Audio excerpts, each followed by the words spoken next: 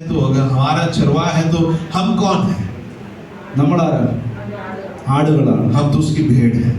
അപ്പോൾ ആടുകൾ എങ്ങനെ ആയിരിക്കണമെന്ന് ബൈബിളിൽ പറയുന്നുണ്ട്. और अगर उस प्रकार है तो भेड़ किस प्रकार की होना है और उनके रीति रिवाज किस प्रकार होना है करके परमेश्वर की वचन हमें सिखाते हैं. മത്തായിയുടെ സുവിശേഷത്തിൽ പറയുന്നുണ്ട്, എന്റെ ആടുകൾ എന്റെ ശബ്ദം കേൾക്കുന്നു. और मत्ती के सुसमाचार में इस प्रकार कहते हैं कि मेरे भेड़ जो है मेरे वचन को, मेरे वाणी को, आवाज को सुनते हैं. അപ്പോൾ ആടാണെങ്കിൽ ദൈവശബ്ദം കേൾക്കണം. अगर हम परमेश्वर की भेड़ है तो जो इस प्रकार उसकी आवाज को, उसकी वाणी को हमें सुनना है. അതിന്റെ തൊട്ടടുത്ത വാക്യം പറയുന്നത് എന്നെ അനുസരിക്കുന്നു. और उसकी अगला वाक्य में इस प्रकार बताते हैं कि वो मेरी आज्ञा को आज्ञाकारी करते हैं. वो एक आज्ञाकारी व्यक्ति है. അപ്പോൾ ആടിന്റെ ഒന്നാമത്തെ ഗുണമാണ്, ഒന്നാമത് ഇടയനെ കേൾക്കണം, രണ്ടാമത് ഇടയനെ അനുസരിക്കണം. और एक भेड़ का सबसे प्रथम गुण ये होना है कि वो जो है पहला तो उनकी बातों को सुनना है और दूसरी बात उनकी बातों, जो सुना हुआ बातों को उसकी आज्ञाकारी भी होना है. അങ്ങനെയാണെങ്കിൽ ഞാൻ ഒരു കാര്യം ചോദിക്കട്ടെ, നമ്മൾ യേശു ക്രിസ്തുവിനെ പറഞ്ഞ എന്തുവാണ്? और उस प्रकार तो मैं आपसे पूछना चाहूंगा, हम यीशु मसीह के बारे में क्या सोचते हैं? അറുക്കപ്പെട്ട കുഞ്ഞാടല്ല. और वो तो इस प्रकार हमारे लिए काटा गया एक मेमना है. അതെങ്ങനെയാണ് അപ്പൊ ശരിയാണ്? നമ്മളും ആട്, യേശു ആടാണ്. और अगर ऐसे है तो कैसा ठीक होगा? हम तो बोलते कि हम एक भेड़ है. അതെന്താണ് കാരണം? യേശു ക്രിസ്തുവിനെ ആടെന്ന് എന്തുകൊണ്ടാണ് പറയുന്നത്? और यीशु मसीह को भी इस प्रकार एक मेमने से क्यों तुल्य करते हैं? കാര്യം യേശു ക്രിസ്തു ഒരാടായിട്ട് എങ്ങനെ ആകണമെന്ന് നന്നായി കാണിച്ചു തന്നതിന് ശേഷമാണ് നമ്മളോട് പറഞ്ഞത്, നിങ്ങൾ എന്റെ ആടുകളാണ്. और उसका यही है कि यीशु मसीह जो है स्वयं एक भेड़ के समान उसके स्वभाव को, और किस विधि में भेड़ अपनी जो स्वामी का, नहीं तो उसका मालिक का आज्ञाकारी होते, उस प्रकार की तमाम बातों को हमारे सामने दृष्टांत के तौर पर एक नमूना बनकर दिखाकर जो है प्रभु यीशु मसीह बोलते कि आप मेरे भेड़ बनना है. യേശു ക്രിസ്തു ഒരു നല്ല ഇടയനായതിനു ശേഷമാണ് പറഞ്ഞത്, ഞാൻ നല്ല ഇടയനാകുന്നു. और उसी प्रकार यीशु मसीह एक अच्छा चरवाहा बनने के बाद ही ये बोला गया है कि मैं एक अच्छा चरवाहा हूं. യേശു ക്രിസ്തു ഒരു രോഗിക്ക് സൗഖ്യം കൊടുത്തതിന് ശേഷമാണ് പറഞ്ഞത്, ഞാൻ നല്ല വൈദ്യനാണ്. और यीशु मसीह उसी प्रकार एक बीमारी व्यक्ति को चंगाई देने के बाद ये बोला कि मैं एक अच्छा छुटकारा दाता, एक वैद्य हूं. യേശു ക്രിസ്തു ഒരു കാര്യവും മാതൃക കാണിക്കാതെ നമ്മളോട് അത് ചെയ്യാൻ പറഞ്ഞിട്ടില്ല. और किसी भी बातों में जो है स्वयं जो है उस बातों को प्रकट किए बिना वो जो है उस प्रकार की बातें प्रभु यीशु मसीह कहीं भी नहीं बोला है. ശത്രുവിനെ ജയിക്കാൻ പറഞ്ഞെങ്കിൽ യേശു ക്രിസ്തു ശത്രുവിനെ ജയിച്ചതിന് ശേഷമാണ് നമ്മളോട് പറഞ്ഞത്. अगर हमें भी इस प्रकार परमेश्वर के वचन के द्वारा शत्रु के ऊपर विजय को प्राप्त करना है कर प्रोत्साहन दिया है, तो जो यीशु मसीह अपने जीवन के अनुभव में शत्रु के ऊपर विजय प्राप्त करने के बाद बताया गया है. പാപികളെ ശത്രുക്കളെ സ്നേഹിക്കുവാൻ യേശു പറഞ്ഞെങ്കിൽ അത് യേശു ചെയ്ത് കാണിച്ചിട്ടാണ് നമ്മളോട് പറഞ്ഞത്. और पापियों को और शत्रुओं से प्रेम रखना है कर अगर यीशु मसीह ने अगर हमें आज्ञा दिया है तो उन्होंने उस प्रकार की बातों को प्रकट कर दिखाकर जो है वो हमसे बोला गया. അതുപോലെ തന്നെ ഇവിടെ യേശു പറഞ്ഞു, ഞാൻ ദൈവത്തിന്റെ കുഞ്ഞാടെന്ന് പറഞ്ഞെങ്കിൽ ആദ്യം നമ്മൾ ആദ്യം വായിച്ച വാക്യം തന്നെ മത്തായിയുടെ സുവിശേഷത്തിൽ പറയുന്ന പോലെ അനുസരിക്കുന്നതായ ദൈവവചനം, പിതാവിനെ അനുസരിക്കുന്ന പിതാവിന്റെ വചനം വാക്കുകളെ കേൾക്കുന്നവ യേശുവിനെ കാണിച്ചു തന്നിട്ടാണ് ആദ്യം പറഞ്ഞത്. और एक जो मत्ती के सुसमाचार में जैसे हम पढ़ते कि जो है मैं परमेश्वर की मेमना हो, उसका मतलब ये है कि जो है पिता परमेश्वर की वाणी को, उसकी आज्ञाओं को पालन करने के बाद वो जो है अपने आप को जो है परमेश्वर की मेमना के तौर पर प्रकट किया है. ഗത്സമനയിൽ വെച്ച് യേശു പ്രാർത്ഥിച്ചു, കഴിയുമെങ്കിൽ ഈ പാനപാത്രം എങ്കിൽ നിന്ന് നീക്കണമേ, എങ്കിലും എന്റെ ഇഷ്ടമല്ല നിന്റെ ഇഷ്ടം എന്നിൽ നിറവേറട്ടെ. और गत्समना की वाटिका में भी जो है प्रभु यीशु मसीह ने यूं प्रार्थना किया, हे खुदा, हे पिता, अगर जो है हो सके तो इस जो है कटोरा, दर्द की कटोरा तुम मुझसे हटा देना, पर मेरा इच्छा नहीं बल्कि तेरा इच्छा मेरे जीवन में पूरे होने पाए. അങ്ങനെയാണെങ്കിൽ ഉൽപ്പത്തിയുടെ പുസ്തകം 4-ാം അധ്യായത്തിന്റെ 4-ാം വാക്യത്തിൽ നാം ഇവിടെ കാണുന്നു ഹാബേലിന്റെ യാഗത്തെ കുറിച്ച്. अगर उस प्रकार है तो उत्पत्ति की पुस्तक 4:4 में इस प्रकार देखते हैं कि जो है हाबेल की बलिदान के बारे में. അവിടെ ഹാബേൽ ഒരു ആടിനെ തിരഞ്ഞെടുക്കുന്നുണ്ട്. वहां पर हाबेल एक जो है बलि देने के लिए एक जो भेड़ को चुन रहा है. ഹാബേൽ തിരഞ്ഞെടുത്ത ആടിന്റെ ഗുണം എന്തായിരുന്നു? हाबेल ने चुना हुआ भेड़ का खासियत क्या है?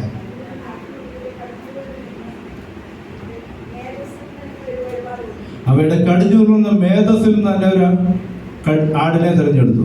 और उनके पास जो उसमें से सबसे उत्तम जो भेड़ को उन्होंने चुन लिया है. അതെന്തോ അതിനകത്ത് തെരഞ്ഞെടുപ്പിന് ഇങ്ങനെ ഒരു പ്രത്യേകത പറഞ്ഞേ.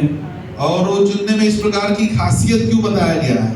അപ്പം ഹാബേലിന്റെ തൊഴുത്തിനകത്തും വേദസില്ലാത്ത ആടുകളും ഉണ്ടായിരുന്നു. उसका ये मतलब है कि हाबेल की जो है उस पशुशाला में और भी कमजोर नहीं तो इस प्रकार की जो हुए अच्छे भेड़ भी नहीं थे वहां पर. തൊഴുത്ത് ഒന്നാണ്, और एक ही पशुशाला है, ഇടയൻ ഒന്നാണ്, और एक ही चरवाहा है, ഭക്ഷണം ഒന്നാണ്. और वो सारे भेड़ों को देने वाला भोजन भी एक ही है. പിന്നെന്തുകൊണ്ടാണ് ഈ ചിലത് ഇങ്ങനെ ക്ഷീണിച്ചു പോകുന്നത്? और ऐसा है तो कुछ भेड़ क्यों कमजोर पड़ जाते हैं? ഭക്ഷണം ഒന്ന്, തൊഴുത്തൊന്ന്, ഇടയൻ ഒന്ന്, തീറ്റ എല്ലാം ഒന്ന് തന്നെയായിട്ട് എന്തുകൊണ്ട് ക്ഷീണിച്ചു പോകുന്നു? और उसकी पशुशाला भी एक ही है, भेड़ भी जो है उन्हें देने वाला भोजन भी एक समान का है, उनकी चरवाह भी एक ही है, उसके बावजूद भी इतना फर्क क्यों है भेड़ों के बीच में?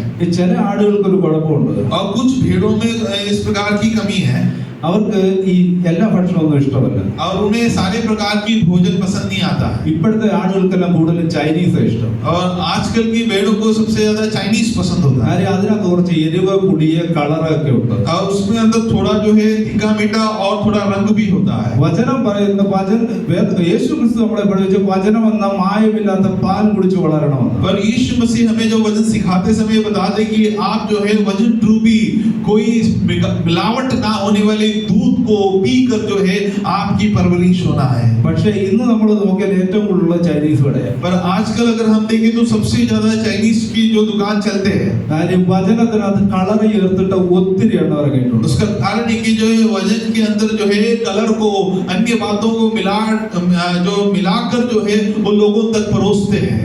നമ്മൾ എങ്ങനെയായിരിക്കണം നമ്മളൊന്ന് ചിന്തിച്ചു നോക്കുക. और हम भी किस प्रकार की भोजन खाना है, किस प्रकार हमारे जीवन को व्यक्त करना है, हमें खुद समझना है. കാര്യം കളറുള്ളത് കഴിച്ചു കഴിയുമ്പോൾ കുറച്ച് കഴിയുമ്പോൾ കുടലിനകത്ത് കളർ വരുമെന്നുള്ളത് മറന്നു പോകും. और क्योंकि रंगीला वस्तु अगर आप खाए जिसमें कुछ मिलावट है, हो सकता है तभी के लिए आपको स्वाद तो अनुभव होगा, पर कुछ समय के बाद आपके जीवन में आपकी पेट में समस्या होगा. ആദ്യം വായിക്കാത്ത ടേസ്റ്റ് ഒക്കെ വരും. और शुरुआत में जो है आपके मुंह के अंदर काफी सारे स्वाद आपको लगेगा, अनुभव होगा. കഴിക്കുന്ന നമുക്കും അറിയത്തില്ലായിരിക്കും ഇതെന്തോ സാധനം. और खाने वाले हमें भी ये पता नहीं चलेगा कि इतना स्वादिष्ट वस्तु क्या है जो हम खा रहे हैं. പക്ഷെ അതിനകത്ത് ചേർന്നിട്ടുള്ളത് എന്താണെന്ന് കുറച്ച് കഴിയുമ്പോൾ നമ്മുടെ ശരീരം കൊണ്ട് അറിയാൻ പറ്റും. पर कुछ समय बीतने के बाद तो उस खाने के वस्तु में क्या मिलाया गया है वो हमारे शरीर के रिएक्शन से, प्रतिक्रिया से हम पता कर पाएंगे. അതുകൊണ്ട് മേത്തരമായത് കഴിക്കുവാനെ കൊണ്ട് നമ്മൾ ഈ ദിവസങ്ങളിൽ ഉത്സാഹിക്കണം. और उसके लिए हमें जो खुदा देने वाले या अर्थात हमारी चरवाह देने वाले सबसे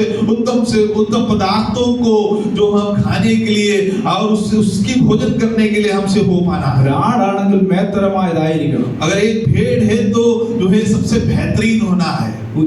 അടുത്തായിട്ട് ഉൽപ്പത്തി പുസ്തകത്തിൽ തന്നെ അബ്രഹാമിന്റെ ഒരു അബ്രഹാമിന്റെ ഒരു സദ്യയെ കുറിച്ച് കാണുന്നു. പക്ഷെ അതിനകത്ത് പശുക്കിടാവിനെ പറയുന്നത്. और उत्पत्ति की पुस्तक में भी हमें एक देख सकते हैं इब्राहिम की और इस प्रकार एक बलिदान चढ़ाने वाले एक अनुभव को देखते हैं, पर वहां पर जो है बछड़े के बारे में बताया गया है. എങ്കിലും അതിന്റെ ആ പോയിന്റ് മാത്രം നമുക്ക് എടുക്കാം. पर केवल उसमें जो बताया गया एक पॉइंट मैं आपको बताना चाहूंगा. ദൂതന്മാർ അബ്രഹാമിനെ വിസിറ്റ് ചെയ്യാൻ വന്നു. और स्वर्गदूत लोग इब्राहिम की स्तुति लेने के लिए आया है. അബ്രഹാം പറഞ്ഞു അല്പസമയം വിശ്രമിക്കാൻ ഞാൻ നിങ്ങൾക്ക് ഭക്ഷണം ഒരുക്കാം. और इब्राहिम ने उनसे इस प्रकार बताया कि आप तो लंबे दूरी से आए हैं, थोड़े समय के लिए विश्राम कीजिए, तब तक मैं आपके लिए जो भोजन की बंदोबस्त करेंगे. അബ്രഹാം ചെന്നിട്ട് നല്ല എളുപ്പമായ ഒരെണ്ണത്തിനെ എടുത്തു. और इब्राहिम जाकर उसमें सबसे जो है इस प्रकार जो है उम्र में कम होने वाले उसे उठा लिया है. അപ്പം നമ്മൾ എങ്ങനെ ആയിരിക്കണം? और हम किस प्रकार होना है? ഒന്ന് മേത്തരമായിരിക്കണം. और सबसे बेहतरीन होना है. രണ്ടാമത് എളുപ്പമായിരിക്കണം. और जो है दूसरा इस पर एकदम पक्का होना है. ഈ എളുപ്പം എന്ന് പറഞ്ഞാൽ എന്ത്? और इस प्रकार पक्का होना उसका मतलब क्या है? ഇപ്പൊ നമുക്ക് നമ്മുടെ നദരിയലിനെ നോക്കിയാൽ മതി. अभी अगर हम नतनेल को देखें, എന്തോ ചെയ്താലും അവനൊരു വിഷയമില്ല. और चाहे कुछ भी हो जाए उससे कोई समस्या नहीं. കുറച്ച് കഴിയുമ്പോൾ അവന്റെ പപ്പായുടെയോ വല്യമ്മച്ചയുടെ ഒക്കെ തോളയിൽ കയറിക്കോളും. और थोड़े समय के बाद वो थक जाने के बाद हो सकता है उसके पिताजी के बाद या पिताजी के पास या किसी और उनके परिवार के व्यक्ति के पास वो चले जाएंगे. ഒരടി കൊടുത്താലും കുറച്ച് കഴിയുമ്പോൾ അത് മാറും. और चाहे उसे एक बार मारे तो भी थोड़े समय के बाद वो ठंडा हो जाएंगे. എന്നാൽ കുറച്ചുകൂടെ വളർന്നു കഴിഞ്ഞാൽ पर वो थोड़ा और बड़ा होने के बाद कैसा होगा? ഇവരങ്ങനെ ചെയ്യുമോ? और क्या उस प्रकार के अनुभव इनके साथ होगा? കേറത്തില്ല. नहीं होगा. വിശ്വാസി ലോക ദൈവജനമാണെങ്കിൽ ഒന്ന് എളുപ്പമാകണം. और जो विश्वासी लोग हैं परमेश्वर के वचन को पालन करने वाले थोड़ा मजबूत होना जरूरी है. ഇപ്പൊ അവന്റെ നടപ്പിന്റെ സ്റ്റൈല് വേറെയാ. अभी वो चलने की तरीका थोड़ा अलग है. കുറച്ച് കഴിയുമ്പോൾ ഇവന്റെ സ്റ്റൈല് മാറും. और थोड़े समय के बाद वो चलने की तरीका में भी बदलावट होगा. കുറച്ചുകൂടെ വളർന്നു കഴിയുമ്പോഴത്തേന് ഒന്ന് നെഞ്ചൊക്കെ വിരിച്ചു നടക്കും. और थोड़ा और बड़ा होने के बाद वो छाती फैलाकर वो चलेंगे. ദൈവസന്നിധിയിലായിരിക്കുന്നവരെ എളുപ്പമായിട്ടിരിക്കാൻ ദൈവം പഠിപ്പിക്കുന്നു. और जो परमेश्वर की उपस्थिति में होने वाले लोग जो इस थोड़ा जो है ठकटा और स्थिर होने के लिए जो परमेश्वर की वचन हमें प्रोत्साहन देते हैं. ഇതൊന്ന് മൂത്ത് കഴിഞ്ഞാൽ പിന്നെ പാടാ വളയ്ക്കാൻ. अब पर उसका ये बता दें कि ज्यादा भी अगर आप तंदुरुस्त हो जाए, ज्यादा भी अगर आप जो है जो इस प्रकार जो रीड हो जाए तो फिर थोड़ा मोड़ना भी मुश्किल पड़ जाते हैं. അതുകൊണ്ട് ദൈവസന്നിധിയിൽ നമ്മൾ മൂക്കരുത് ഒത്തിരി. और इसलिए हम परमेश्वर की उपस्थिति में इस प्रकार ज्यादा बलवा पकड़कर नहीं होना है. ഒന്ന് എളുപ്പമായിട്ട് और थोड़ा जो है इस प्रकार फ्लेक्सिबल होना है. ഒരു ഇളയ കൊച്ചു പൈതങ്ങളെ പോലെ और जैसे छोटे बालकों के समान ദൈവസന്നിധിയിൽ ഒന്ന് ചേർന്ന് വരുവാൻ കഴിഞ്ഞാൽ और जो है परमेश्वर की उपस्थिति में उसके करीब अगर हम आ पाए ദൈവം നമ്മളെ അനുഗ്രഹിക്കും. परमेश्वर जरूर हमें आशीषित करेगा. അടുത്തതായിട്ട് നാം കാണുന്നുണ്ട് अगला हम इस प्रकार देखते हैं യാഗം കഴിക്കുന്ന ആടിനെ കുറിച്ച്. और जो बलि चढ़ाने वाले भेड़ के बारे में. ഈ യാഗം കഴിക്കുന്ന ആട് ആർക്ക് വേണ്ടിയിട്ടാണ് ഈ യാഗപീഠത്തേക്ക് കയറുന്നത്? और इस बलि चढ़ाने वाले भेड़ किसके लिए उस बलिवेदी में चढ़ते हैं? ആ ആട് എന്തെങ്കിലും പാപം ചെയ്തിട്ടാണ് യാഗപീഠത്തേക്ക് കയറിയത്? और जो स्वयं बलिदान के लिए उस बलिवेदी में चढ़ा हुआ उस भेड़ क्या खुद कुछ पाप किया है? ആ ആട് പാപം ചെയ്തിട്ടല്ല, और उस भेड़ ने कुछ पाप करने की वजह से नहीं, മറ്റുള്ളവർക്ക് വേണ്ടിയിട്ടൊന്നും കയറിയതാണ്. और किसी और की पाप के लिए वो अपने आप को इस प्रकार उस बलिवेदी में कुर्बान करने के लिए तैयार है. യേശുക്രിസ്തു ഒരു പാപവും ചെയ്തിട്ടല്ല ക്രൂശിൽ മരിച്ചത്. और उसी प्रकार यीशु मसीह भी कुछ पाप कर क्रूस पर मारा नहीं गया है. നമ്മൾക്ക് വേണ്ടിയിട്ടാണ് യേശുക്രിസ്തു ക്രൂശിൽ മരിച്ചത്. और हमारे लिए प्रभु यीशु मसीह ने क्रूस पर चढ़ा है. അങ്ങനെയാണെങ്കിൽ നമ്മൾ മറ്റുള്ളവർക്ക് വേണ്ടിയിട്ട് എന്തെങ്കിലുമൊക്കെ പ്രാർത്ഥിക്കുകയോ പ്രവർത്തിക്കുകയോ ചെയ്യാൻ കഴിയണം. अगर उस प्रकार है तो हम भी किसी और के लिए कुछ ना कुछ तो हमारे जीवन से कार्य करना है, उनके लिए प्रार्थना करना है, कुछ कार्य करना है, मदद की हाथों को बढ़ाना है. उस प्रकार की जो कार्यों को हम औरों के लिए करना है. ദൈവസന്നിധിയിൽ ഒന്ന് കരയുവാനിടയാവും. और परमेश्वर की उपस्थिति में अलग अलग विषयों को उठाते हुए बिचवाई करना है. ആടാണെന്ന് പറഞ്ഞാൽ അല്പമെങ്കിലും ആടിന്റെ സ്വഭാവമൊക്കെ കാണിക്കണം. अगर हम भेड़ है करके कहते हैं तो थोड़ा बहुत तो भेड़ की स्वभाव भी हमें अपने जीवन से प्रकट करना है. അതുകൊണ്ടാണ് ശമൂവേൽ ഒരിക്കൽ ശമൂവേലിന്റെ അടുക്കൽ വന്നപ്പോൾ ചോദിച്ചത്, ഞാൻ കേൾക്കുന്ന ഈ ആടിന്റെ കരച്ചിൽ എന്താണ്? और इसके लिए जो शमूएल जो है आते समय एक समय शमूएल ने उनसे सवाल किया कि जो मैं सुनने वाली भेड़ की आवाज, उसकी रोने की आवाज क्या है, क्यों है? ഈ ദിവസങ്ങളിൽ ദൈവസന്നിധിയിൽ നിന്ന് കരയുവാനൊക്കെ ഉണ്ട്. और इसके लिए इन दिनों में जो परमेश्वर की उपस्थिति में होते हुए थोड़े आंसू बहाने के लिए. യഹോവ എന്റെ ഇടയനാകുന്നു എന്ന് പറഞ്ഞാലൊക്കെ ഉണ്ട്. और यहोवा जैसे हम परमेश्वर के वचन में बताते हैं यहोवा मेरा चरवाहा है. ക്രിസ്തു കാണിച്ചെന്ന ആടിന്റെ മാതൃകയും നമ്മുടെ ജീവിതത്തിൽ ഉണ്ടാകണം. और जिस रीति में प्रभु यीशु मसीह ने एक भेड़ की दृष्टांत को अपने जीवन से हमें दिखाकर प्रकट कर दिया, उसी प्रकार की स्वभाव जो हमारे जीवन में വചനമെന്ന മായമില്ലാത്ത പാല് കുടിച്ച് और वचन जो भी जो कोई मिलावट ना होने वाले उस जो है दूध को हम जो पीते हुए എളുപ്പമായി ദൈവത്തോടൊന്ന് ചേർന്നിരുന്നുകൊണ്ട് और थोड़ा जो है हम जो है जो परमेश्वर की उपस्थिति में और भी मजबूत होते हुए उसके साथ जो है और भी रिश्ते में जुड़े हुए होते हुए ദൈവത്തോടൊന്ന് കരഞ്ഞ് മറ്റുള്ളവർക്കൊണ്ട് കരഞ്ഞ് പ്രാർത്ഥിച്ച് और जो दूसरे लोगों के लिए थोड़ा आंसू बहाकर जो प्रार्थना करते हुए ഇടയനെ അനുസരിക്കുന്നവരായി और जो अपने चरवाहों की जो इस प्रकार आज्ञाकारी करते हुए ഈ ദിവസങ്ങളിൽ ദൈവസന്നിധിയിലായിരിക്കാൻ നമ്മൾ ശ്രമിക്കുക. और इन दिनों में उस प्रकार जो परमेश्वर की उपस्थिति में होने के लिए हम जो है उसके लिए परिश्रम करना है, कोशिश करना है. വേദപുസ്തകത്തിൽ രണ്ടു തരത്തിലുള്ള ആടിനെ കുറിച്ച് പറയുന്നുണ്ട്. और पवित्र वचन में दो प्रकार की भेड़ों के बारे में बताते हैं. ഒന്ന് ചെമ്മരിയാടുണ്ട്, രണ്ട് കോലാടുമുണ്ട്.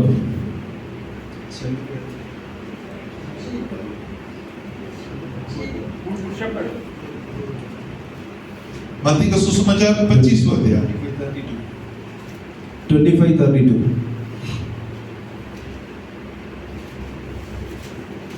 जरा हिंदी में पढ़िए. മാത്യു 25:32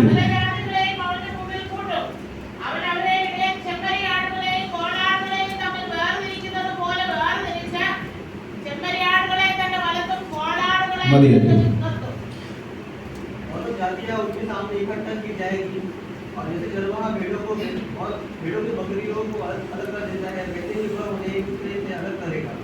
यहाँ पे बताया कि भेड़ों को और बकरियों को, രണ്ട് ആടുകളാണ്, ചെമ്മരിയാടുണ്ട് കോലാടുണ്ട്. और यहाँ पर दो प्रकार की जो है भेड़ होते हैं, एक भेड़ होता है और एक दूसरा बकरी होता है. ഈ ചെമ്മരിയാട് എന്ന് പറഞ്ഞാൽ കൊണ്ട് ഒരു ഗുണമുള്ളത് അതിന്റെ കൊമ്പ് താഴോട്ടായിരിക്കുന്നത്. और एक भेड़ का खासियत ये है कि उसकी जो है सींग जो है नीचे की ओर होता है. ഇത് തമ്മിലിടിക്കും. और ये एक दूसरे को जो इस प्रकार जो है लड़ते एक दूसरे से. അത് ചെമ്മരിയാട് തമ്മിലടിക്കുന്നത്. और जो एक भेड़ दूसरे भेड़ से लड़ते हैं. അവരിടിക്കുന്നത് എങ്ങനെ അറിയാമോ? और वो किस तरह जो झगड़ा करते हैं. അവരിടിക്കുന്നത് അവരുടെ ഈ നെറ്റിയുണ്ട്. और वो अपने जो है माथे से एक दूसरे के साथ लड़ाई करते हैं. ഈ ആട് രണ്ടും ചർച്ചിനകത്തുള്ളത്. और ये दोनों भी जो है दो प्रकार की भेड़ और बकरी जो है कलीसिया के अंदर है. ചെമ്മരിയാടും ഉണ്ട് കോലാടും ഉണ്ട്. और जो है भेड़ भी है बकरी भी होता है. ചെമ്മരിയാടിന് നെറ്റ് കൊണ്ടിടിക്കാനേ അറിയും. और जो भेड़ जो है इस प्रकार अपने माथे से जो है जो वार करते हैं. കാര്യം അതിന്റെ കൊമ്പ് താഴോട്ട്. उसका कारण है कि उसकी सींग जो है नीचे की ओर है. എന്നാൽ ഈ കോലാടുണ്ട്. पर ये बकरी जो है അതിന്റെ കൊമ്പ് മേപ്പോട്ടായിരിക്കുന്നത്. और उसका जो सींग ऊपर की ओर होता है. ഇത് ഈ കുഞ്ഞു പരുവത്തിലായിരിക്കുമ്പോൾ और ये छोटे उम्र में जब होते हैं അത് ഇടയനോട് ചേർന്ന് നിൽക്കും. और वो अपने चरवाह के काफी करीब होता है. അത് വന്ന് ഇങ്ങനെ മുട്ടും മുഖം ഇട്ട് ഒരച്ചും പിടിച്ചും ഒക്കെ ഇങ്ങനെ നിന്നോടും. और वो आकर अपने चरवाह से काफी बार मिलेंगे, थोड़ा उसकी चेहरा और उनके शरीर में थोड़ा रोइन देंगे, ये सब वो करते रहेंगे. കുറച്ച് കഴിയുമ്പോൾ ഇതിന്റെ കൊമ്പൊന്ന് വളരാൻ തുടങ്ങും. और जैसे जैसे थोड़े समय के बाद उसकी सींग जो ऊपर की ओर बढ़ने लगता है. കൊമ്പ് വളരും തോറും ഇതിന്റെ സ്വഭാവത്തിൽ ചെറിയ വ്യത്യാസങ്ങൾ और വരും. जैसे जैसे इसके सींग बढ़ते हैं उसकी स्वभाव में भी जो है बदलावट होने लगते हैं. ചെറുതായിട്ട് കൂടെ നിൽക്കുന്നവരൊക്കെ ഒന്ന് കുത്താൻ തുടങ്ങും. और धीरे धीरे उनके साथ रुकने वालों को जो है धीरे से उनकी सींग से जो है वार करने की जो शुरुआत ഈ करती है. കൊമ്പ് വളരും തോറും കുത്തുന്നവരുടെ എണ്ണം കൂടും. और जैसे जैसे इनकी सींग बढ़ते जाते हैं उतना ही जो जिन लोगों को जो वार करते हैं उनका भी गिनती बढ़ते हैं. അത് കഴിയുമ്പോൾ ഇതിന്റെ പോക്ക് പിന്നെ വേറെ വഴിക്കുണ്ടാകും. और उसके बाद जो है उसकी दिशाई बदल जाते हैं. ഇത് പിന്നെ പോയി വല്ല കുറ്റിക്കാട്ടിലും കയറും. और इसके बाद धीरे धीरे करके वो एकदम काटीला जंगल में जाकर वो फंस जाते हैं. അവിടെ ചെന്നിട്ട് ഇതിന്റെ കൊമ്പ് കുരുങ്ങും. और उधर जाकर जो है उसकी सींग कहीं ना कहीं तो जाकर जो है झाड़ियों में फंस जाते ഈ हैं. കൊമ്പ് കുരുങ്ങുന്നവരെ അതിനറിയത്തില്ല, കൊമ്പ് വളർന്ന കാര്യം അറിയത്തില്ല,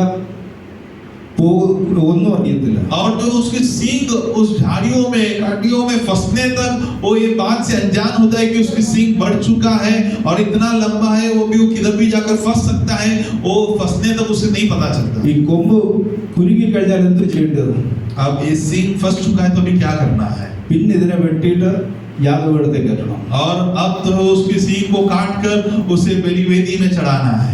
അതാണ് സങ്കീർത്തനത്തിൽ പറയുന്നത്, യാഗപീഠത്തിന്റെ കൊമ്പുകളോടും യാഗപശുവിന് കയറുകൊണ്ട് കയറ്റുകയും. और इसके वजह से हम इस प्रकार बताते हैं कि जो बलिवेदी के उस स्थान तक बलि जो पशु को जानवर को उसे बांध कर रखना है. അതിനെ ഈ യാഗപീഠത്തിന്റെ കൊമ്പെ കൊണ്ട് ഇതിനെ കിട്ടുന്നത്. और क्यों उस बलिवेदी की मुख्य स्थान में उसे क्यों बांधना है? ഈ കഴുത്ത് ചേർത്ത് കൊമ്പിനോട് കിട്ടുമ്പോൾ പിന്നെ ഈ കൊമ്പ് ആ കൊമ്പുമായിട്ട് ഉരഞ്ഞുകൊള്ളും. और उसका कारण है कि जो है उसकी गर्दन को उस बलिवेदी की धारीला वस्तु में जब बांध देते समय उसकी गर्दन जो है उस बलिवेदी की उस वस्तु में जो इस प्रकार जो है घिसने लगते हैं. അപ്പൊ പിന്നെ ഇതിന്റെ കൊമ്പിന്റെ മൂർച്ച കുറയും. और धीरे धीरे कर जो है उसकी सींग की धार में जो है कमी आ जाते हैं. കൊമ്പിന് വളർച്ച കൂടിയിട്ടുണ്ടെങ്കിൽ, अगर हमारे भी इस प्रकार सींग ज्यादा बढ़ चुका है तो യാഗപീഠത്തിൽ ഒന്ന് ചേർത്ത് കെട്ടുന്നത് നല്ലത്. और हाँ हमें भी इस प्रकार अपने आप जो उस बलिवेदी के साथ बांध कर रखना वो थोड़ा बेहतर होगा. എന്നാൽ ഈ കൊമ്പ് കൊണ്ട് വേറെ വലിയൊരു ഗുണമുണ്ട്. पर इस सींग के द्वारा और भी काफी सारे मकसद होता है. ഈ കൊമ്പ് കൊണ്ടാണ് ഒരു കാഹളം ഉണ്ടാക്കുന്നത്. और यही सींग के द्वारा एक तुरही को बनाते हैं. കാഹളം ഉണ്ടാക്കിയാൽ ദൈവത്തെ ആരാധിക്കാൻ പറ്റും. अगर उस तुरही अगर हम बना ले तो उसके द्वारा हम परमेश्वर की आराधना कर पाएंगे. ദൈവം ഏതെങ്കിലും തരത്തിലുള്ള നന്മകള് അനുഗ്രഹങ്ങൾ നമുക്ക് തന്നിട്ടുണ്ടെങ്കിൽ, अगर परमेश्वर किसी ना किसी प्रकार की आशीष और भलाई अगर हमारे जीवन में दिया है അത് നമ്മുടെ ജീവിതത്തിൽ മറ്റുള്ളവർക്ക് ഉപദ്രവമാകാതെ, और वो हमारे जीवन में किसी और के जीवन में हमारे जीवन के द्वारा किसी और के के जीवन में वो उपयोग के लायक बनने लायक, അത് ദൈവത്തെ ആരാധിക്കുന്നതിന് തിരിക്കേണ്ടതാണ്. और वो किसी और के जीवन में हानि ना पहुंचाते हुए बल्कि उस अनुग्रह को, उस आशीष को परमेश्वर की आराधना के लिए हमें इस्तेमाल करना है। കാഹളം ഊതിയാൽ എരിഹോ വീഴും. अगर तुरही की आवाज सुने, तुरही अगर हम फूके तो यरीहो की दीवार भी जो सामर्थ्यशाली हो गिर जाएंगे। ഈ ദിവസങ്ങളിൽ നമ്മൾ എങ്ങനെയായിരിക്കും നമ്മൾക്ക് തന്നെ ഒന്ന് ശോധന. और इन दिनों में हम किस प्रकार होना है, जरा हम अपने आप को जरा परखें। രണ്ടാം വാക്യം വായിക്കുന്നത്, उसका दूसरा वाक्य इस प्रकार हम पढ़ते हैं, പച്ചയായ പുൽപ്പുറങ്ങളിൽ അവന്റെ കിടത്തുന്നു. और जो हरियाली में जो इस प्रकार जो है वो मुझे सुलाते हैं। ഇതെന്ത് പച്ചയായ പുൽപ്പുറങ്ങളിൽ കിടത്തുന്നു. അതിന്റെ അടുത്ത വാക്യം പറയുന്നത് സ്വസ്ഥതയോടെ വെള്ളത്തിന്റെ അരികത്തേക്ക് എന്നെ നടത്തുന്നു. और उसका आगे का वाक्य में भी हम इस प्रकार पढ़ते हैं कि वो शांति जो है पानी के किनारे की ओर मुझे ले चलते हैं। പച്ചയായ പുൽപ്പുറങ്ങളിൽ കിടന്നത് കൊണ്ട് സ്വസ്ഥതയുള്ള വെള്ളത്തിന്റെ അരികത്തേക്ക് നടത്തുന്നു. और इस प्रकार बताते कि मुझे हरी हरी चराइयों में बैठाते हैं, और जो इस प्रकार जो खुदाई जल की ओर मुझे ले चलते हैं। ഇതെന്ത് സ്വസ്ഥതയുള്ള വെള്ളത്തിന്റെ അരികത്തേക്ക് നടത്തുന്നു പറഞ്ഞാൽ, और ये सुखदाई जल का मतलब क्या होता है? യേശു ദൈവം പറഞ്ഞ ഇസ്രായേൽ ജനത്തോട് പറഞ്ഞു, और यीशु मसीह ने तो परमेश्वर ने एक समय में इस्राएली लोग से यूं कहा, ദൈവം അവരോട് കോപിച്ചു. और परमेश्वर उनसे क्रोधित हुआ അവരോട് പറഞ്ഞു, നിങ്ങൾ എന്റെ സ്വസ്ഥതയിൽ കടക്കുകയില്ല. और उनसे कहा कि तुम मेरे विश्राम में, मेरे आराम में प्रवेश कर नहीं पाएंगे। കാര്യം അവരെ എത്തിക്കുവാനുള്ള സ്വസ്ഥത എന്ന് പറഞ്ഞാൽ കനാൻ ദേശമായിരുന്നു. उसका कारण है कि उन्हें जिस विश्राम स्थान में पहुंचाना है वो कनान की देश थे, അവർക്ക് ഒരു കനാൻ ദേശത്തെ ഒരുക്കിയിട്ടാണ് ദൈവം അവരെ യാത്ര തിരിപ്പിച്ചത്. और उन्हें उनके लिए परमेश्वर ने कनान की देश की तैयारी कर कर उन्हें उस देश की ओर ले चला, പക്ഷെ അവിടെ അവർക്ക് എത്തുവാൻ കഴിഞ്ഞില്ല. पर उस देश तक वो पहुंच नहीं पाया। പുതിയ നിയമ വിശ്വാസികൾ, പുതിയ നിയമ ഇസ്രായേൽ ജനമായ നാം, और नए नियम के विश्वासीगण, नहीं तो नए नियम के इस्राएली लोग कहलाने वाले हम, നമ്മളും വാഗ്ദത്ത കനാൻ ദേശം നോക്കി നടക്കുന്നവരാണ്. और हम भी उस वायदे की कनान देश की ओर लक्ष्य को लगाते हुए हम अपने प्रतिदिन की यात्रा कर रहे ആ हैं। സ്വസ്ഥതയിലേക്ക് ഒന്ന് പ്രവേശിക്കുവാൻ ആഗ്രഹിച്ചുകൊണ്ട് ഓടുന്നവരാണ്. और उस जो परमेश्वर ने हमारे लिए वायदे के तौर पर रखा गया उस विश्राम देश में प्रवेश करने के लिए उस इच्छा के साथ, आशा के साथ दौड़ने वाले അവിടെ लोग हैं। ദൈവം നമ്മളെ നടത്തിക്കൊണ്ടിരിക്കുകയാണ്. और उस देश की ओर प्रतिदिन परमेश्वर हमें चलाते आ रहे हैं, പക്ഷേ വഴിയിൽ ക്ഷീണിച്ചു പോകാതിരിക്കാൻ, पर हमारे बीच मार्ग में हम कमजोर ना पड़ जाए, हम इस प्रकार थक ना जाए। ചില പച്ചപ്പുകളുടെ ഇടയിൽ ദൈവം നമ്മളെ കിടത്തുന്നുണ്ട്. और कुछ कुछ जो इस प्रकार हरी हरी चराइयों के बीच में परमेश्वर हमें थोड़े समय के लिए बैठाते हैं। ആ പച്ചപ്പ് നമുക്ക് ഒരു പൂർണ്ണമായിട്ടുള്ള കാര്യത്തിലല്ല. और उस जो हरियाली नहीं तो उस हरी हरी चराई जो है एक संपूर्ण बात नहीं है वो, അത് അല്പസമയത്തെ വിശ്രമത്തിന് വേണ്ടിയിട്ടാണ്. और वो थोड़े छंद समय के विश्राम की एक स्थान है। നമ്മുടെ നിത്യത അപ്പുറത്തുണ്ട്. और हमारे अनंत काल जो है उसकी उस पार में है, പക്ഷേ യാത്രയിൽ ക്ഷീണിച്ചു പോകാതിരിക്കുവാൻ पर यात्रा के बीच में हम थक ना जाए इसलिए। ചില പച്ചപ്പുകൾ ദൈവം തരുമ്പോൾ और जब उसके बीच में जो है हमारी थकावट को जरा इस प्रकार जो है हटाने के लिए जब परमेश्वर हमारे जीवन में बीच बीच में हरियाली देते समय, നമ്മൾ ഇന്നും ആ പച്ചപ്പിനകത്ത് മാത്രം കിടന്നുകൊണ്ടിരിക്കുക. पर आज भी हम उस हरियाली में ही अपने आप को सीमित रखते हुए उस हरियाली के अंदर ही हम जो है इस प्रकार जो है लेट चुका है। ഈ ദിവസം നമ്മൾ ആ പച്ചപ്പിൽ നിന്ന് എഴുന്നേറ്റിട്ട് और इन दिनों में इस हरियालियों से, हरे हरे स्थानों से जरा उठकर നമ്മുടെ കനാൻ ദേശത്തേക്കുള്ള യാത്ര തുടരേണ്ടത് ആവശ്യമാണ്. और दोबारा हमारे कनान देश की ओर जो है यात्रा को हमें पुनर्स्थापित करना है। Ezekiel 34:17-18 Ezekiel chapter 34 verse 17 and 18.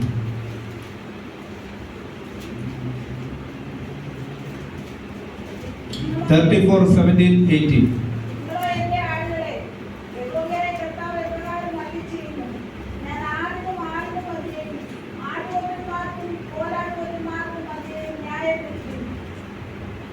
അടുത്തു. നിങ്ങൾ നല്ല മേച്ചിൽ എന്നിട്ട് മേച്ചിലിന് ശേഷിപ്പിനെ കാൽകൊണ്ട് ചവിട്ടിക്കളയുന്നതും തെളിഞ്ഞ വെള്ളം കുടിച്ചിട്ട് ശേഷിപ്പുള്ളതിനെ കാൽകൊണ്ട് കലക്കിക്കളയുന്നതും നിങ്ങൾക്ക് പോരായോ? ഇന്നത്തെ ആടുകളുടെ സ്വഭാവമാണിത്. और आजकल की भेड़ों की स्वभाव को जो यहाँ पर बताया गया है, ദൈവം ചില പച്ചപ്പുകൾ തന്നു, और परमेश्वर ने हमारे जीवन में इस प्रकार हरे हरे अवस्थाओं को दिया है, നമ്മളതെല്ലാം കൊണ്ട് വീട്ടിൽ കെട്ടി വെച്ചോണ്ടിരിക്കുക. और वो सारे अवस्थाओं को हरियाली को हम अपने जो है घर पर बांध कर रखा है, നമ്മൾ മേഞ്ഞു കഴിഞ്ഞതാണ്. और जो है हमारे जो उस हरियाली से हम तो भोजन कर चुके हैं, ബാക്കിയുള്ളത് നമ്മളിപ്പോ ചവിട്ടിക്കൊണ്ടിരിക്കുക. और बाकी जो बचा हुआ हरियाली को हम कुचल रहे हैं. പച്ചപ്പ് തന്നത് മറ്റുള്ളവർക്ക് കൂടെ വേണ്ടിയിട്ടാണ്. और जो हरियाली अवस्था जो परमेश्वर ने हमारे जीवन में केवल हमारे लिए नहीं बल्कि और कई और के लिए भी दिया गया है. വെള്ളം കലക്കുന്നവരാകരുത്. और जो है पानी को इस प्रकार जो है मिला देने वाले लोग नहीं बनना है.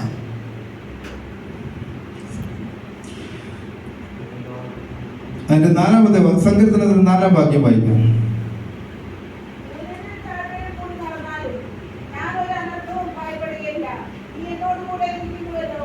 നിന്റെ വഴിയിൽ പോലും എന്നെ ആശ്വസിപ്പിക്കുന്നു. കൂരിരുൾ താഴ്വരയിൽ കൂടി കടന്നാലും ഞാൻ ഒരു അനർത്ഥവും ഭയപ്പെടുകയില്ല. चाहे मैं घोर अंधकार से भी होकर तराई में होकर चलूं तो भी हानि से ना डरूंगा क्योंकि तू मेरे साथ है. ചില ട്രാൻസ്ലേഷൻ പറയുന്നത് മരണ നിഴലിൽ താഴ്വരയിൽ കൂടി കടന്നാലും. और कुछ जो भाषांतर वहां इस प्रकार बता देगी जो है चाहे मृत्यु की तराई के बीच में से अगर मैं चले, കാരണം അതാണ്, നീ എന്നോട് കൂടെ ഇരിക്കുന്നുവല്ലോ. उसका कारण केवल इतना ही है कि तू मेरे साथ है परमेश्वर, നിന്റെ വടിയും കോലും എന്നെ ആശ്വസിപ്പിക്കുന്നു. और तेरे सोटे और तेरे लाठी जो है मुझे शांति देते हैं. ദൈവം നമ്മളെ ഏകരായിട്ട് കടത്തിവിടുന്ന ദൈവമല്ല. और परमेश्वर कभी भी हमारे जीवन यात्रा में हमें अकेला ना भेजने वाला प्रभु है. ജീവിതത്തിൽ കൂരിരുളിന്റെ അവസ്ഥകൾ ഒത്തിരി കടന്നു വരും. और हमारे जीवन में भी इस प्रकार घोर अंधकार की अवस्था काफी बार आ सकते हैं.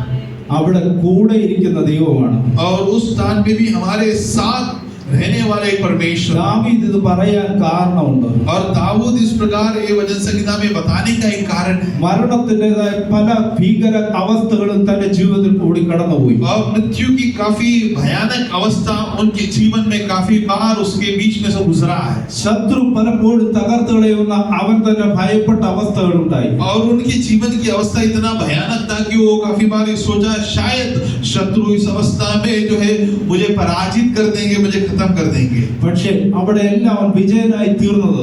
पर उन तमाम अवस्थाओं के बीच में भी वो एक विजय बनकर उभरने का कारण ദൈവം കൂടെ ഇരുന്നുകൊണ്ടാണ്. और परमेश्वर उसके साथ रहा, साथ था इस वजह से. രണ്ട്, അവന്റെ വടിയും കോലും എന്നെ ആശ്വസിപ്പിക്കുന്നതുകൊണ്ടാണ്. और दूसरी बात उसकी सोटे और जो उसकी लाठी जो है मेरे लिए शांति का कारण है. ഇതിന് ഈ വടിയും കോലും നമുക്ക് തന്നേക്കുന്നു. और ये सोटे और ये लाठी क्यों हमारे हाथों में परमेश्वर ने हमें दिया है.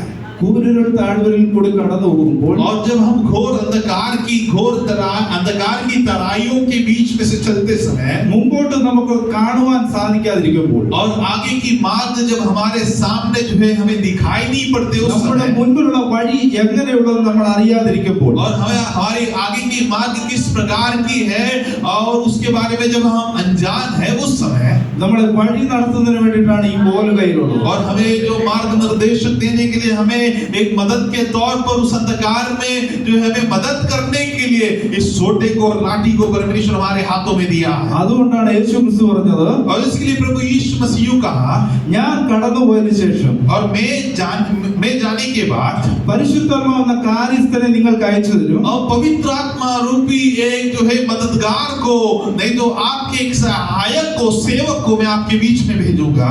അവൻ നിങ്ങളെ പാപത്തെക്കുറിച്ചും നീതിയെക്കുറിച്ചും ന്യായവിധിയെക്കുറിച്ചും ബോധം വരുത്തി, और वो तुम्हें पाप के बारे में, धार्मिकता के बारे में, सिद्धता के बारे में आपको समझ देते हुए നമ്മളെ വഴി നടത്തും. और हमें मार्ग निर्देशक देते हुए हमें चलाएंगे, गवाही അപ്പൊ करेंगे. ഈ കോലത്തിനുള്ളതാണ്.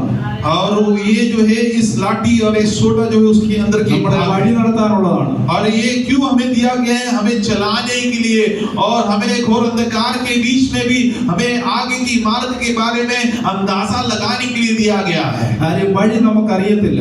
और उसका कारण है कि आगे की मार्ग के बारे में हम अनजान हैं. അടുത്ത സ്റ്റെപ്പ് എവിടെ വെക്കണമെന്ന് നമുക്കറിയത്തില്ല. और अगला कदम किस दिशा में मुझे रखना है करके हम नहीं जानते हैं. അടുത്ത സ്റ്റെപ്പ് വെക്കുന്നിടത്ത് കുഴിയാണോ കല്ലാണോ എന്ന് നമുക്കറിയത്തില്ല. और अगले कदम में रखते समय क्या वो पत्थर हो सकता है या वो खड्डा हो सकता है, इसके बारे में हम अनजान हैं. പക്ഷെ പരിശുദ്ധാത്മാവ് നമ്മളെ വഴി നടത്തും. पर पवित्र आत्मा उस प्रकार की जो है कठिन मार्ग में भी हमें जो चलाने वाला ചില परमेश्वर है। സമയത്ത് ചില കുഴികളിൽ നമ്മൾ അറിയാതെ ചാടിപ്പോകും. और कभी-कभी जो है हम अनजाने में गलती से कुछ प्रकार की खड्डों में फंस जाते हैं അവിടെ നമ്മൾ വീണു പോകും. और वहां पर हम गिर जाते हैं। പക്ഷേ ഈ വടി കയ്യിലുണ്ടെങ്കിൽ അവിടെ നമ്മൾ പിടിച്ചു നിൽക്കുവാൻ സാധിക്കും. पर ये लाठी अगर हमारे हाथों में है तो जरूर उस खड्डे में भी हम जो है स्वयं जो परिश्रम से खड़े रह पाएंगे। അടുത്തതാണ് ഒരു വടിയുടെ കയ്യിലുള്ളത്. और अगला है जैसे सोटे है उसी प्रकार एक लाठी भी परमेश्वर हमारे हाथों में दिया है। വചനമാകുന്ന വടി നമ്മുടെ കയ്യിലുണ്ടായിരിക്കും. और वचन रूपी लाठी हमारे हाथों में होना अनिवार्य है। കൂരിരുളിന്റെ താഴ്വരയിൽ കൂടി കടന്നു പോകുമ്പോൾ और घोर अंधकार की तराई के बीच में से हम गुजरते समय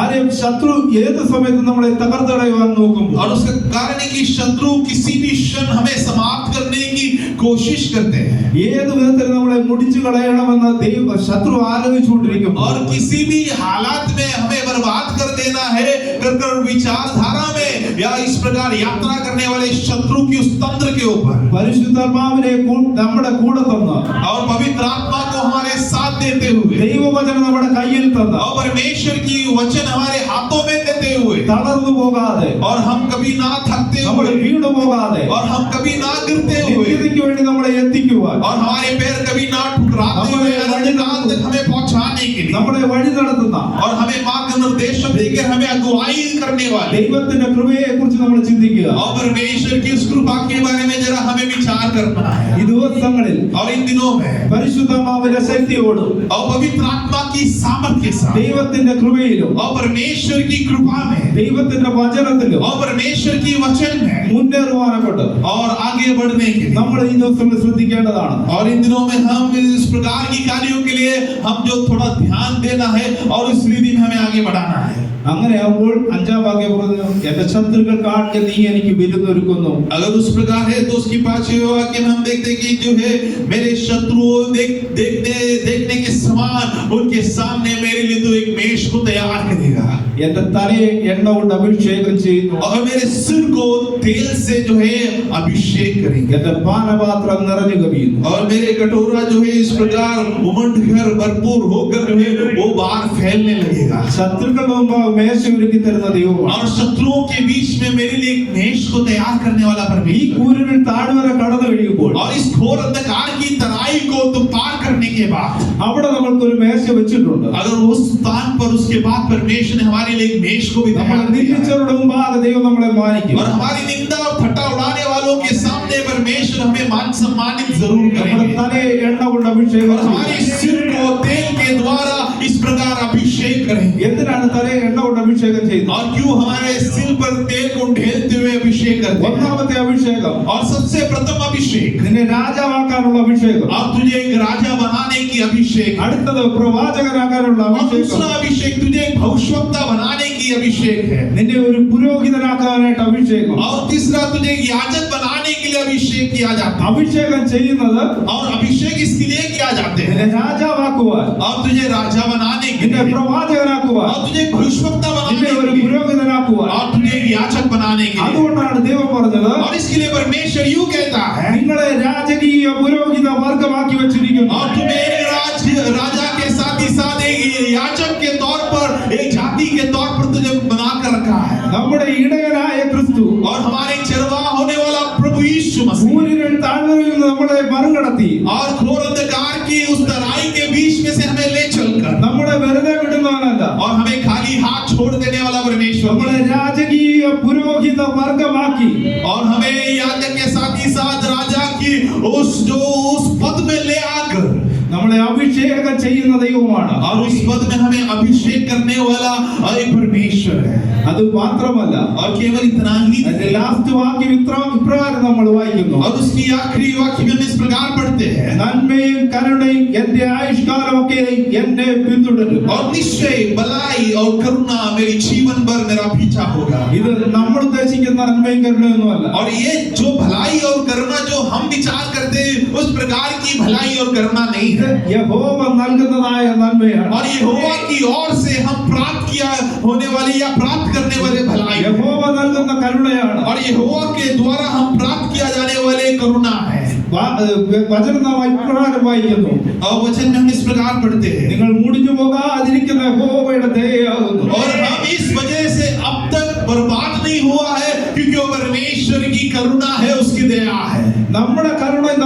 ദയ എന്ന് പറഞ്ഞാൽ ഈ ലോകത്തിൽ കാണുന്നതാണ്. और हमारे हिसाब से जो भलाई और करुणा यही होता है जो इस संसार में दिखाई देने वाले भलाई, എന്നാൽ യഹോവ നൽകുന്ന കരുണ എന്ന് പറഞ്ഞാൽ पर यहोवा के द्वारा हम प्राप्त किए जाने वाले करुणा जो है ഈ ലോകത്തിലെ അനുഗ്രഹമല്ല, और इस संसार की कोई आशीष नहीं है, നിത്യതയിൽ എത്തിക്കുവാനുള്ള അനുഗ്രഹം. वो अनंत काल में हमें पहुंचाने वाले एक आशीष है। പണ്ട് ഏദൻ തോട്ടത്തിൽ വെച്ച് और पुराने समय में नहीं तो शुरुआत में एदन की वाटिका में ആദാമിന് നഷ്ടപ്പെട്ടു പോയ ഒരു ഫലമുണ്ട്. और आदम के जीवन से नष्ट हो चुका एक फल था, ജീവന്റെ വൃക്ഷത്തിന്റെ ഫലം. और जीवन की वृक्ष की फल, അത് പുതിയ നിയമ യെരൂശലേമിൽ और वो नए नियम की यरूशलेम में, അവിടെ നമ്മളെ കൊണ്ടെത്തിച്ചിട്ട് और उस स्थान पर हमें ले चलकर हमें पहुंचाकर സകല മരണത്തെയും മാറ്റി और तमाम मृत्यु को हमारे जीवन से हटाते हुए, അവിടെ നമുക്കൊരു പുതിയ ഫലം തരും. और वहां पर परमेश्वर हमें एक नए फल हमारे जीवन में ജീവ देंगे। വൃക്ഷത്തിന്റെ ഫലം തരും. और वो फल कोई और फल नहीं है बल्कि जीवन की वृक्ष की फल है जो पहले आदम ने अपने जीवन से नष्ट कर चुके थे। പിന്നെ ആ ഫലം കഴിക്കുന്നവർ पर उसके बाद वो फल में से जो खाने वाले, പിന്നെ ഒരു കാലത്തും മരണം കാണാതെ വണ്ണം और फिर आगे के कभी भी अपने जीवन में मृत्यु को ना देखते हुए ദൈവ സന്നിധിയിൽ और परमेश्वर की उपस्थिति में, ദൈവ സന്നിധിയിൽ और परमेश्वर की उपस्थिति में യേശു ക്രിസ്തുവിനോട് കൂടെ ജീവിക്കുവാൻ और यीशु मसीह के साथ मिलकर जीवन बिताने के നമ്മളെ लिए, ആ തുറമുഖത്ത് എത്തിക്കുവാൻ और हमें उस जो स्थान पर ले चलने के लिए, നല്ല ഇടയനായ ക്രിസ്തു और एक अच्छा चरवा होने वाला प्रभु यीशु मसीह നമ്മളെ സ്വസ്ഥതയുള്ള ദേശത്തേക്ക് കൂട്ടിക്കൊണ്ടുപോകും. और हमें शांति की उस देश की ओर ले चलते समय, നമ്മളെ നീതി പാതകളിൽ നടത്തുമ്പോൾ और जब हमें धार्मिकता की सिद्धता की मार्ग से जब हमें चलाते समय, ജീവിതത്തിൽ കൂരുകൾ കടന്നു വരുമ്പോൾ और जीवन की यात्रा में जब घोर अंधकार की परिस्थिति उस तरह की तराई जब आते समय, മരണഭീതി കടന്നു വരുമ്പോൾ और उस तराई के बीच में मृत्यु की भय हमारे पर हावी होते समय, മുന്നോട്ട് എങ്ങനെ പോകുമെന്ന് ചിന്തിച്ച് और आगे की ओर में किस रीति में अपना यात्रा को बढ़ा पाऊंगा इस प्रकार विचार करते उस समय, തളർന്നു പോകാതെ और हम कभी ना थकते हुए വിശ്വസ്തയോടെ ദൈവസന്നിധി നിലനിന്ന और विश्वास योग्य बनकर परमेश्वर की उपस्थिति में अगर आप खड़े रहे, ശത്രുവിന് മുൻപാകെ മേശയൊരുക്കുന്ന ദൈവം और आपकी शत्रु आपके विरोधी के सामने आपके लिए एक नए वेश को तैयार करने वाला परमेश्वर, നമ്മുടെ തലയെ എണ്ണ കൊണ്ട് അഭിഷേകം ചെയ്തിട്ട് और हमारे सिर को उसकी तेल से जो इस प्रकार अभिषेक करते हुए, രാജകീയ പുരോഹിത മാർഗമാക്കി और राजा और याजक की उस पद में हमें ले चलते हुए, ആ സ്വസ്ഥതയിൽ പ്രവേശിക്കുവാൻ നമ്മൾക്ക് ഒരുങ്ങുക. और उस विश्राम स्थान में प्रवेश करने के लिए हम अपने आप को तैयार करेंगे। ഒരു വാക്യം കൂടെ വായിച്ചുകൊണ്ട് നിർത്തുവാൻ ആഗ്രഹിക്കുന്നു. और एक और वाक्य पढ़कर मैं समाप्त करना 1 चाहूंगा। പത്രോസ് 5:4 पहला पत्रोस 5वें अध्याय उसका वर्स 4,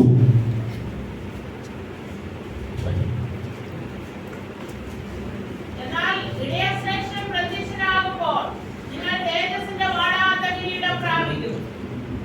ഇടയൻ ശ്രേഷ്ഠൻ പ്രത്യക്ഷനാകുമ്പോൾ തേജസ്സിന്റെ വാടാത്ത കിരീടം പ്രാപിക്കും. और जो हमारे हिंदी में भी पढ़िए, जब प्रधान रखवाला प्रकट होगा तो तुम्हें महिमा का वो दिया जाएगा जो बुझाने का नहीं। ഹല്ലേലൂയ.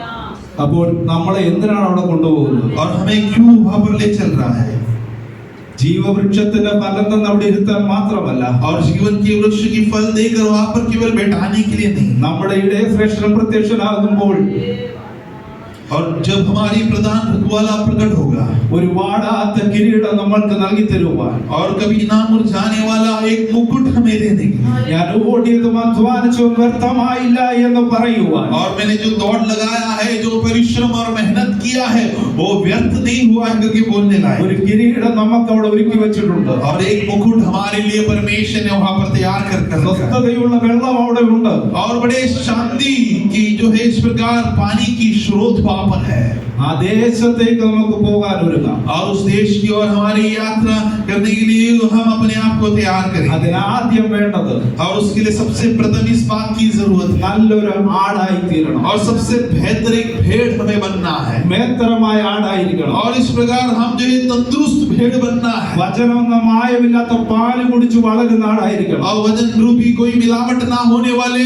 जो है उस दूध से हम जो है पीना है, എളുപ്പമായി ചേർന്ന് ഇടയനോട് ചേർന്ന് നിൽക്കുന്ന ഒരാളായി തീരുക. और हमेशा जो है हृदय पूर्वक हमारे जो चरवाहा प्रभु यीशु मसीह के साथ जुड़े रहने वाले एक भेड़ हमें बनना, മറ്റുള്ളവർക്ക് വേണ്ടി ഒന്ന് കരയുവാനെ കൊണ്ട് പ്രാർത്ഥിക്കുവാനും മനസ്സുള്ളവരായി, और दूसरे लोगों के लिए जरा प्रार्थना करने के लिए, आंसू बहाने के लिए, उनके लिए बिचवाई करने के लिए मन रखने वाले भेड़ बनना है। ഇടയന്റെ വാക്ക് കേൾക്കുന്നവരായി, और उससे भी बढ़कर जो है अपनी चरवाह की, अपनी मालिक की बातों की आज्ञाकारी बनते हुए, ഇടയനെ അനുസരിക്കുന്നവരായി, और जो है अपने जो मालिक की आज्ञा करते हुए, നല്ല ഒരാളായി തീർന്നാൽ और एक बेहतर अगर भेड़ में अगर हम बदल जाएं, നമ്മൾക്ക് ധൈര്യമായിട്ട് പറയുവാൻ സാധിക്കും, और अगर उस प्रकार है तो बड़े हिम्मत के साथ हम भी ये बोल पाएंगे, യഹോവ എന്റെ ഇടയനാകുന്നു. और यहोवा परमेश्वर मेरा चरवाहा। ആ ഇടയ ശ്രേഷ്ഠൻ പ്രത്യക്ഷനാകുന്നു. और जब उस जो है हमें संभालने वालों की प्रधान जब प्रकट होते समय, വാടാത്ത കിരീടം പ്രാപിക്കുവാൻ, और कभी ना मुरझाने वाले उस मुकुट को प्राप्त करने, ദൈവസന്നിധിയിൽ വിശ്വസ്തയോടെ നിൽക്കുവാൻ और परमेश्वर की उपस्थिति में विश्वास योग्य होकर खड़े रहने लायक ദൈവം നമ്മളെല്ലാം സഹായിക്കട്ടെ. परमेश्वर हम सबको मदद करे। എനിക്ക് അവസരം നൽകി തന്ന ദൈവദാസനും സഭയ്ക്കുള്ള നന്ദി അറിയിച്ചുകൊണ്ട് ദൈവസന്നിധിയിൽ मुझे अवसर दिया परमेश्वर के दास और कलीसिया को धन्यवाद पेश करते हुए मैं बैठना चाहूंगा। प्रभु हमें हम सबको आशीष करे।